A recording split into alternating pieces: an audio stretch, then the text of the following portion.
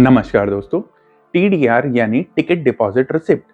Railway में आपने ये जो टर्म है टीडीआर, इसको कई बार से यहाँ पे सुना होगा। तो दोस्तों ये जो टीडीआर है ये क्या होता है रेलवे में, और टीडीआर की वजह से आप अपना confirm RAC waiting train ticket को यहाँ पे रिफंड कैसे पा सकते हैं, और टीडीआर फाइल करने पे आपको जो रिफंड है वो यहाँ पे कितने दिनों में आएगा, इन सब चीज़ों के बारे में इस वीडियो में हम बात करेंगे। तो दोस्तों टीडीआर का मतलब होता है टिकट डिपॉजिट रिसिप्ट। ये एक प्रोसेस होता है इंडियन रेलवे में। इन केस अगर आपका जो कंफर्म आरएसी या फिर वेटिंग ट्रेन टिकट है वो यहाँ पर चार्ट बनने के बाद आप यहाँ पे कैंसिल नहीं कर पाते हैं, तो उस केस में रेलवे यहाँ क्या करता है, टीडीआर फाइल नाम का एक ऑप्शन यहाँ पे क्रिएट करता है। और ये जो टीडीआर फाइल का जो ऑप्शन होता है, इसकी वजह से आप अपना ट्रेन टिकट का जो क्लेम होता है, रिफंड होता है, उसको यहाँ पे ले सकते हैं। तो दोस्तों टीडीआर फाइल करने के दो तरीके होते हैं। एक हो गया आपका ऑनलाइन ट्रेन टिकट होना चाहिए, और दूसरा आपके पास एक ऑफलाइन ट्रेन टिकट होना चाहिए।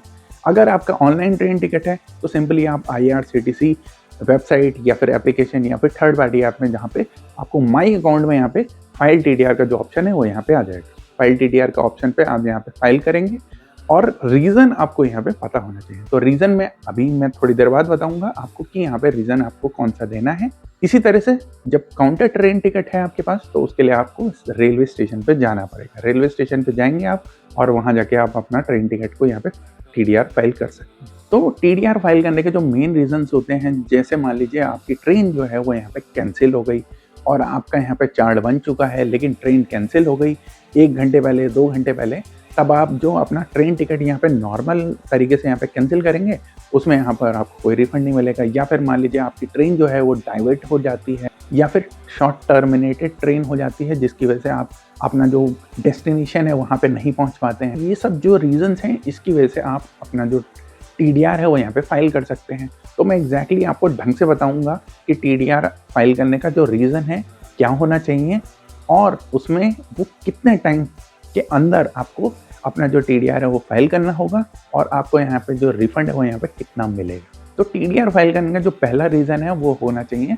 कि अगर एक ट्रेन है वो आपके जो बोर्डिंग स्टेशन है वहाँ पे 3 घंटे से ज़्यादा यहाँ पे लेट हो गई है, और उसमें यहाँ पे पैसेंजर ट्रैवल नहीं करेगा, तो इस केस में आप ये वाला जब ऑप्शन यहाँ पे क्लिक करेंगे, क्लिक करने के बाद आपकी जो ट्रेन है वो 3 घंटे से ज़्यादा लेट होनी चाहिए। मतलब बोर्डिंग स्टेशन से जो टाइम है ट्रेन का, उससे पहले आपको यहाँ पे अपना टीडीआर यहाँ पे फाइल करना होगा।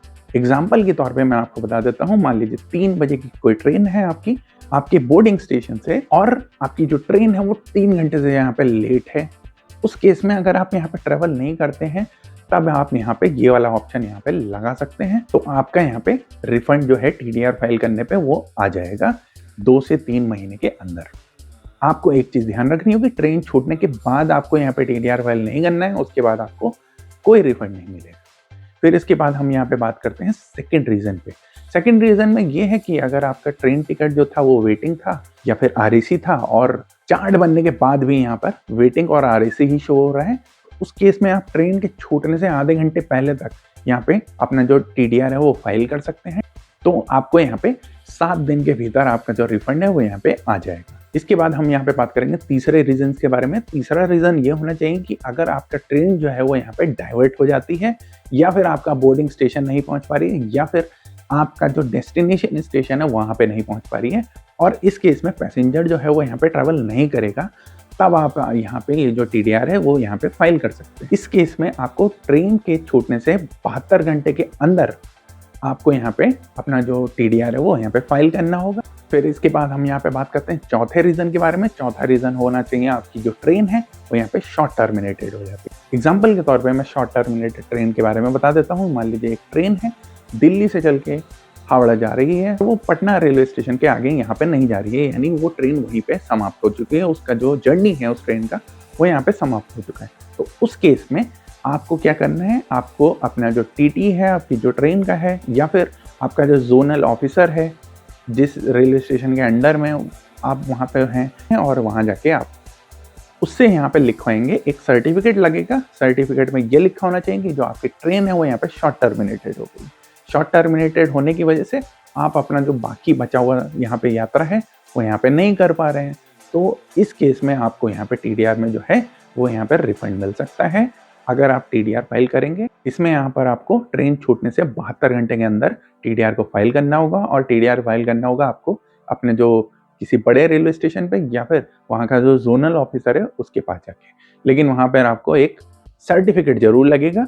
सर्टिफिकेट में ये लिखा होना चाहिए कि आपकी जो ट्रेन है वो यहाँ पे शॉर्ट टर्मिनेट हो गई है। चाहे आपके पास ऑनलाइन ट्रेन टिकट हो या फिर ऑफलाइन ट्रेन टिकट हो। फिर इसके बाद हम यहाँ पे 5वां रीज़न लेके चलेंगे।